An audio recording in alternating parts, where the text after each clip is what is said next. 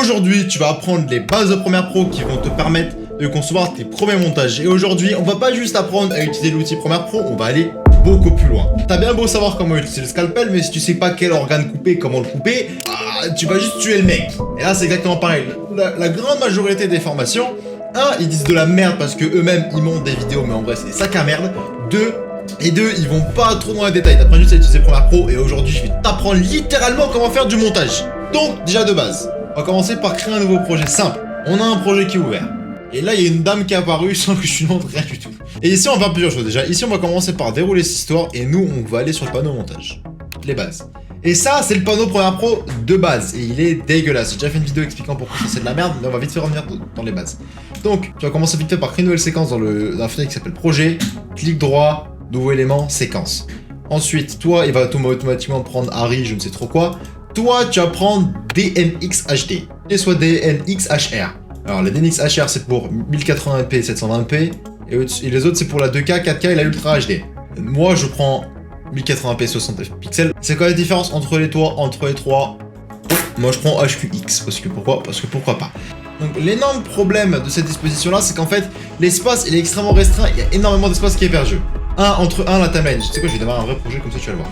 Par exemple, si moi, j'ouvre un vrai projet, il y a beaucoup trop de panneaux à gauche, à droite qui servent à rien. Et surtout énormément d'espace qui est perdu. Et surtout comme là par exemple si on commence. Si là on regarde, même si je mets ça vers le bas, on peut voir que là j'ai fait des vraies animations. Et bah il faut que je monte avec la souris juste pour aller en haut. Bref, cette disposition est horrible. Ensuite, par exemple, le projet ici il n'y a pas beaucoup d'espace. Par exemple moi j'ai besoin d'aller chercher une musique inspirante. Et moi il faut que je descende à chaque fois. Et il y a une règle sur Premiere Pro qui est extrêmement importante à savoir, c'est chaque déplacement de main, de souris, c'est du temps. Et du temps c'est de l'argent. Et plus tu déplaces, plus tu perds du temps. Et à force, ça s'accumule. Et par exemple, si tu optimises tout bien, disons que tu prends un mariage, tu peux le monter en 25 heures. Et si tu appliques toutes les bonnes techniques, tu peux le monter en 12h30. Oui, tu peux aller 2 fois plus vite. Je suis vraiment sérieux. Si tu utilises toutes les bonnes techniques, ça se fait. C'est pour ça que moi, j'ai ma disposition spécifique que moi j'adore. Pour l'instant, juste tu suis. Tu comprendras, je vais expliquer tous les autres panneaux après. Mais on va commencer par les bases, on va passer Premiere Pro en anglais. Pourquoi passer Premiere Pro en anglais 90% des ressources qui sont sur internet, par exemple des presets, des animations graphiques, bref, des formations en général, elles sont en anglais.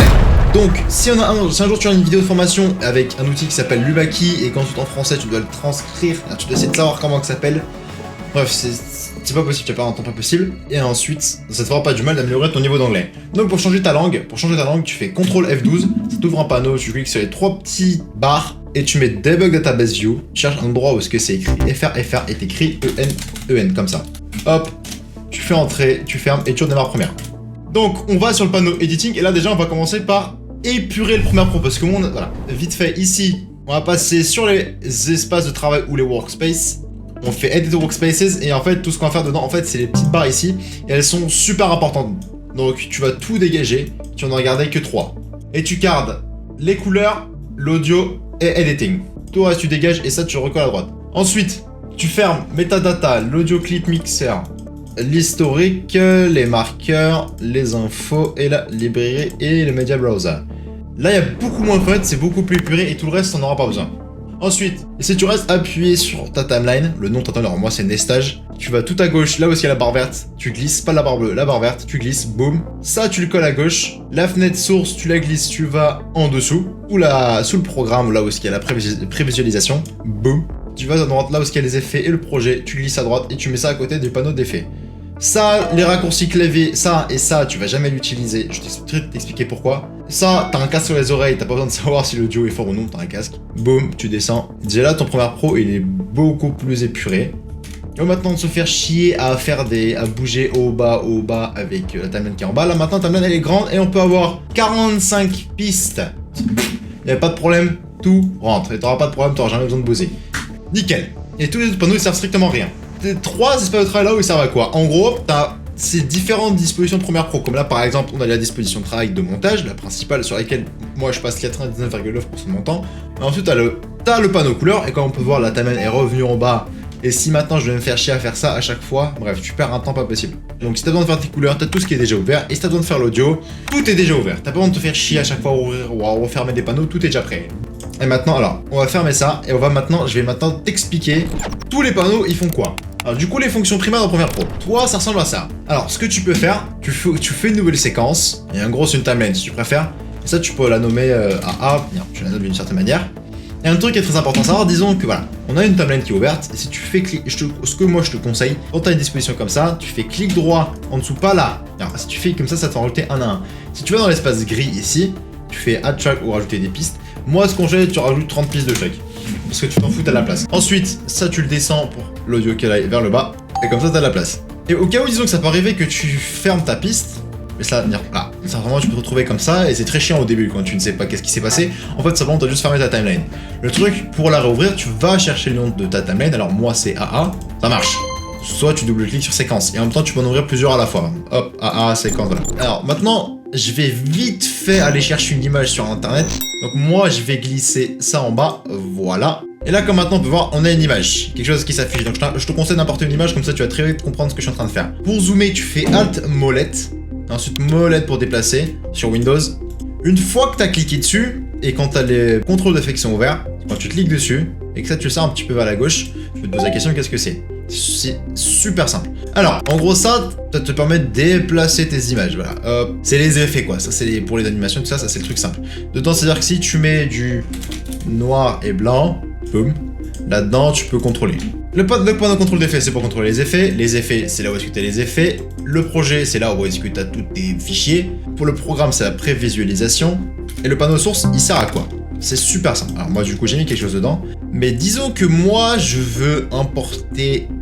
j'ai mis ça dedans. On peut voir qu'il y a la musique apparue. Et l'avantage de ce panneau qui est incroyable, disons que tu veux importer une musique et que tu veux qu'une petite partie, genre, comme tu peux voir dans le panneau ici, je veux que ce d'ici ici. Mais disons que j'importe là-dedans, carrément sur la piste, aller chercher ici, oui ça à la main, voilà, et c'est pas très précis, et ensuite tu dois te faire chier à tout recoller à la main. Ça c'est des trucs de blaireau ça, trucs de débutant. Nous ce qu'on va faire, si moi je veux uniquement d'ici ici encore une fois, je clique sur la touche I pour mettre un indicateur d'entrée et sur la touche O pour l'indicateur de sortie, boum. Donc là on peut voir qu'il y en a un endroit qui est surligné, d'ici ici. Si moi j'importe la musique maintenant, la musique elle est automatiquement découpée, et c'est exactement pareil avec la vidéo. Disons que je veux de là à là.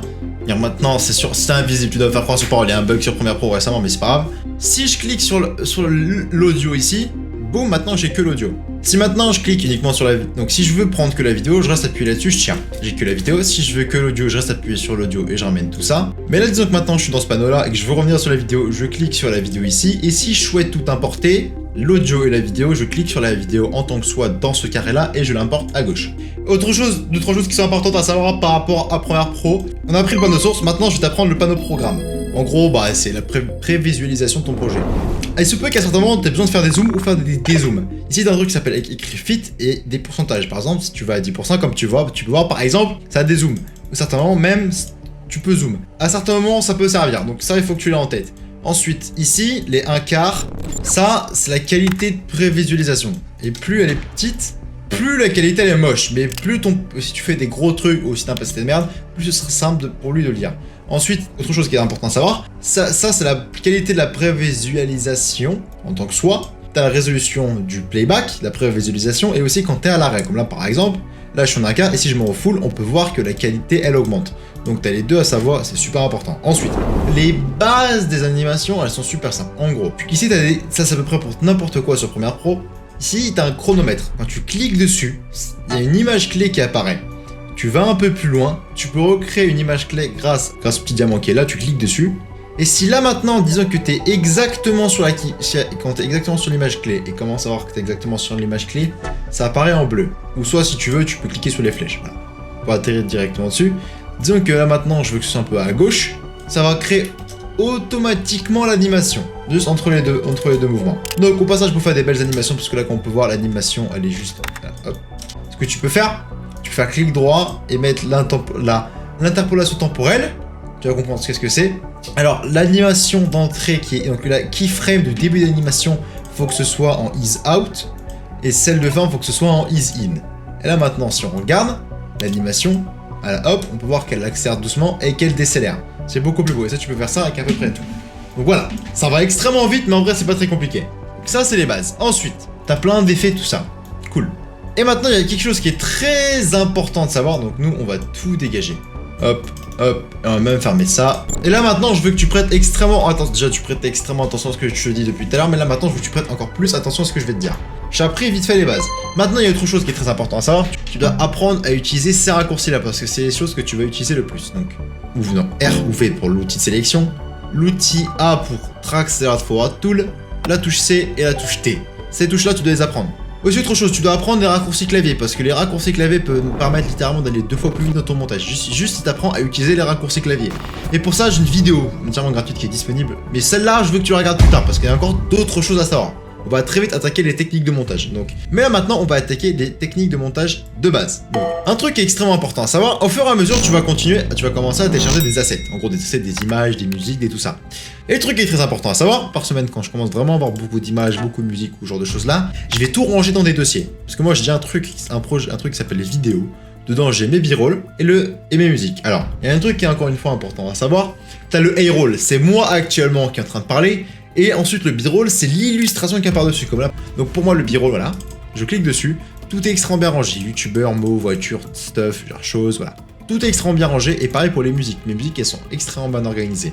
Une fois que tu as ton dossier avec les vidéos, tu importes. Boum. Moi, j'ai mes rushs, et ce que je fais, tout est rangé dedans, et ce que je fais, tout simplement, je les glisse. Donc déjà de base, tout est censé être extrêmement bien organisé. T'as tes rushs, voilà. Disons que tu veux pratiquer le montage vidéo et que tu ne sais pas quoi monter. Dans ma description, il y aura le lien vers 2 vidéos que tu peux télécharger. Alors c'est un des rushs d'un Audi Q5 et des rushs d'une voiture Volvo. Et avec ça, tu pourras faire une petite pub de présentation. Tu pourras monter quelque chose. Ce que tu fais, en fait, dans les techniques de montage, en fait, selon moi, il y a 2 grandes étapes. T'as le dérush, où est-ce que tu prends tes rushs, ou est-ce que tu découpes tous les moments inintéressants, tout ça juste pour regarder l'essentiel, donc les vides et tout ça. Et ensuite, après ça, t'as un truc que j'appelle l'embellissage. En gros, est-ce que tu fais les effets audio, vidéo et tout ça. Il y a plusieurs personnes qui font 4 procédures complètes où d'abord ils font le dérush, ensuite ils font les effets vidéo et ensuite ils font les effets audio. En fait, le problème de faire cette technique-là, en fait, l'audio et la vidéo vont ensemble. Si d'abord tu fais les représentations visuelles et ensuite tu fais le mapping audio, ça va pas bien passer, ça va pas être bien ouf. Parce qu'en fait, les deux vont ensemble. Donc, tu sépares pas les deux, tu fais les deux en même temps. Donc, tu commences par importer tes rushs, tout ça, blablabla. Tu les synchronises. Et aussi, il y a autre chose qui est super important tant que j'y pense. Ici, c'est dû voir au début si t'es quelqu'un de perspicace, moi j'ai des guides. Et en gros, les guides ils servent à quoi? En gros, ils me permettent d'afficher où est-ce qu'il est le centre de l'image.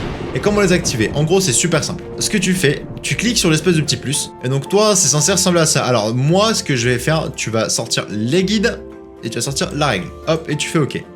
Tu cliques sur les règles et sur les guides. Pour savoir où est-ce qu'il est le centre de l'image, tu cliques sur ta scène, tu cliques sur ta vidéo et comme tu peux voir, ici, t'as des valeurs. T'as la position et t'as l'échelle et tout ça. Nous, le centre, c'est 960 et 540. Donc, tu mets au plein milieu 960 et tu mets 540. Hop, voilà, hop. Et la centre de l'image, il est fait et tes règles sont faites. Hop là.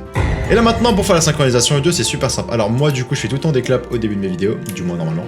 Hop, et tu cherches des pics de ressemblance. Là où est-ce que ça commence? Hop là, par exemple, hop, là j'ai trouvé. Et là maintenant, ce que je vais faire, vu que là j'ai le micro de ma caméra, et là ici j'ai mon Blue Yeti. Ce qu'on va faire, c'est super simple. Donc moi, là, mes caméras, je fais clic droit dessus, unlink, je délie, et ça, je supprime l'audio de mon micro de base. Hop, hop, et ensuite, je sélectionne les deux, je fais clic droit et lier. Boum. Et là maintenant, quand je bouge, on peut voir que maintenant les deux sont liés. Alors maintenant, un truc qui est très important à savoir, il faut faire la colorimétrie depuis le début. La colorimétrie, parce qu'en fait, une fois que tu auras fait toutes tes coupures, ça serait chiant de devoir refaire la colo partout une fois. Et vu que moi, la couleur, elle est uniforme, je la fais la colorimétrie depuis le début. Donc je clique sur couleur. Et ensuite, je modifie. Bon, alors si je devais faire vite fait ma couleur, voilà, hop, je bidouille les trucs. Tu te débrouilles pour que ça soit le plus beau que possible. La couleur, elles sont faites. Ensuite, du coup, je fais le dérush. Et ensuite, un truc qui est super important à savoir, une fois que tu as fait toutes les dérushs et que tout a été coupé, tu dois, alors, une fois tu sélectionnes, tu vas dans le panneau audio, tu sélectionnes tout. Et là, à droite, un truc qui s'appelle Essential Sound ou son essentiel en français. Tu cliques sur le dialogue. Le preset, tu vas, alors, si tu es une femme, tu prends la voix d'une femme, donc un haut ton, et si tu prends, et c'est une voix d'homme super grave comme la mienne, tu prends Balance Low Tone Voice. Hop là, et là automatiquement ce que ça a fait, ça a nivelé tout l'audio. Hop, et aussi du coup pour rentrer vite dans les détails de comment faire un dérush, bah en fait tout simplement le dérush consiste, voilà, donc comme je t'avais dit, à tout découper et garder seulement le plus important. Alors du coup quand tu fais une vidéo classique, par exemple là, une vidéo YouTube, en fait tu découpes juste pour qu'il n'y a pas de coupure et pour que tout ce que tu dis soit d'une manière linéaire, parce qu'il y a des gens ils ne savent pas parler comme moi, où est-ce que tout est fluide sans qu'il n'y ait pas besoin de faire de coupure. Comme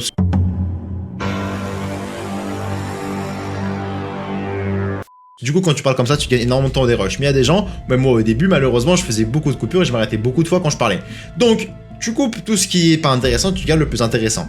Et là, le truc qui est très important pendant que tu fais un dérush, c'est juste que tout simplement tu t'occupes de la vidéo en tant que soi. C'est-à-dire que tu gardes juste le microphone et la vidéo.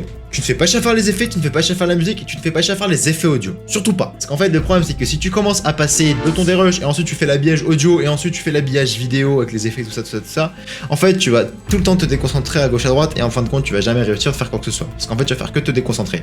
Maintenant, il faut faire l'habillage audio. Ce qu'on va faire, c'est super simple. Alors maintenant, tu vas commencer à aller chercher des musiques. Tu fais ton habillage audio, voilà. Tu commences par ta musique et ensuite. Parce que la musique c'est super important parce qu'en fait, dépendant de la musique que tu vas mettre, ça va mettre un thème à ta vidéo en général. Parce que si tu mets des musiques drôles, tes animations, il faut qu'elles soient drôles. Ce que je te conseillerais de faire, c'est prends note. Apprendre à faire les animations parce qu'en vrai c'est super simple, c'est genre, je suppose cette vidéo 10 minutes max où est-ce que je vais t'apprendre les bases des animations et ça, il faut que tu les apprennes. Et ensuite que tu apprennes à faire le sound design. Parce que c'est super important. Et puis voilà, c'est les seuls trucs que tu dois apprendre. Et ensuite, ce que je te conseille énormément si tu veux progresser ton niveau de montage à un niveau interstellaire, c'est que tu ailles voir des vidéos. Je sais pas quel est ton domaine d'expertise, parce que soit tu peux faire des vidéos YouTube, soit tu peux faire des mariages. Et le truc qui est super important à faire, tu vas voir quelqu'un qui est bon dans ta niche. C'est de regarder ma vidéo et prendre note. C'est d'analyser d'abord la vidéo. Qu'est-ce qui rend cette vidéo belle? Ensuite, c'est l'audio. Donc tu regardes la vidéo une deuxième fois et tu te focalises sur l'audio. Quelle musique il utilise, quels sont les effets sonores qu'il utilise. Et là, vraiment, ton niveau de montage va exploser. Et tout ça entièrement gratuitement. Tu vas devenir extrêmement bon. Effectivement, tu vas savoir comment utiliser l'outil Premiere. Là, je t'ai appris vite fait les bases et qu'est-ce que tu dois faire pour devenir un bon monteur. Donc là, je t'ai appris les bases. Et maintenant, si tu veux devenir un dieu des animations sur Premiere Pro, j'ai créé une vidéo courte et efficace sur comment faire des excellentes animations sur Premiere Pro. Donc si tu veux la voir, clique sur cette vidéo.